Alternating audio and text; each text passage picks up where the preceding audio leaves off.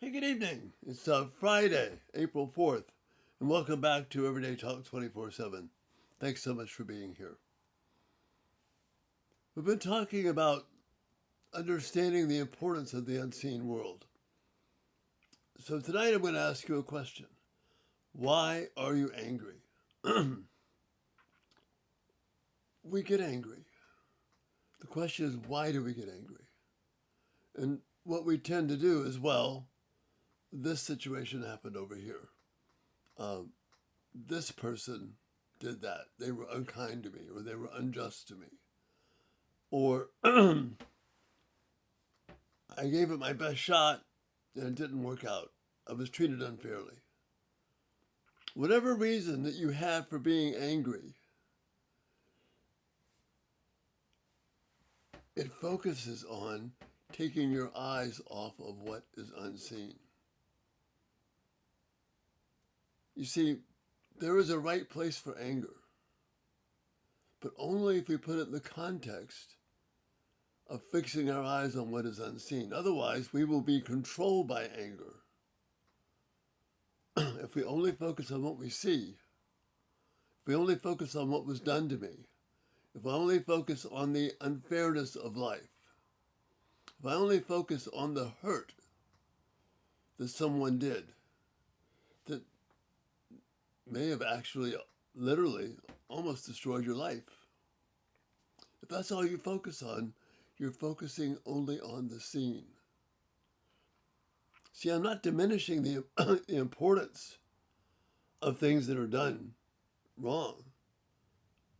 I'm not diminishing the appropriateness of anger that, that is righteous anger, anger that is appropriate. But we must control it so that our anger, our righteous anger, stays righteous anger and actually produces good things. Ephesians 4:26 is what people are familiar with. It says, "Don't let the sun go down on your anger." But it's based upon Psalm 4. And Psalm 4 has a little richer understanding of that. Paul knew that when he wrote it, so he's building on Psalm 4. Listen to what Psalm 4 verse 4 says. Do not sin by letting anger control you. Think about it overnight. In the Hebrew, literally, think about it on your bed overnight and remain silent. In other words, process on the unseen. Process the unseen components of why you're angry. Maybe you had something to do with hurting someone when their actions were so egregious towards us. Not necessarily, but maybe maybe we had something to do with it. Maybe it was our issue. Maybe it looked like that they were totally responsible for something when in fact they were just a bystander. They were just guilty by association. Or maybe God has something bigger than the immediate calamity that happened to us. Think about it. So David is saying here, don't sin by letting anger control you. Think about it overnight. Think about it on your bed as you sleep and remain silent. Where's the wisdom in this? Well, when we get angry, what happens? We either internalize it, but we're still angry, so we might be shouting inside, even if nobody else knows it, or we're shouting outside. And we accuse people of things, and we say violent things about them. How could they do this to me? This is so unfair. And we can feel this anger bubbling up within us. But David is saying, don't sin by letting your anger control you. Control your anger. That's how you avoid anger. That's how you avoid sin when you're angry.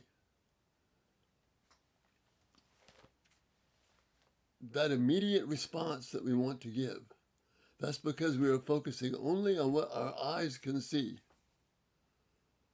and not focusing on what Paul tells us to do, on the unseen.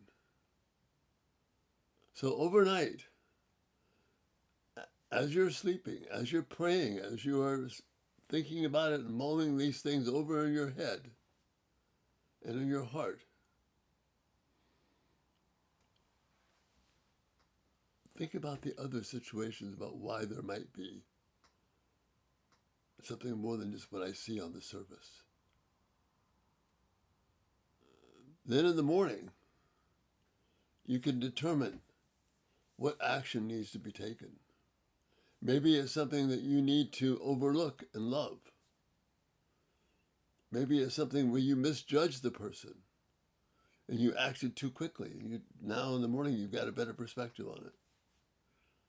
Maybe you see where you can really help and show kindness and grace to someone instead of just spewing out anger and frustration. Maybe it should be returning good for evil. Or maybe it should be you need to take action. Call the authorities. Call someone accountable to their sin. Lovingly confront them to bring about change. And have the courage to stay with it until the right solution is there. It may be any of those things. But if all I'm focusing on is what I see, then I'm controlled by my anger. I've got to control my anger so that I'm doing the right thing to bring honor to God. I only do that when I can focus on what is unseen. And Psalm 4:4 tells us exactly how to do that. Don't sin by letting your anger control you. Think about it overnight and remain silent. That is thinking. That is seeing with eyes that are unseen. And that will bring peace instead of turmoil and upset. Anger. Focus on what is unseen and don't be controlled by it. Love your thoughts and feedback, and Lord willing, I'll talk to you tomorrow. You have a great night. Thank you for being here.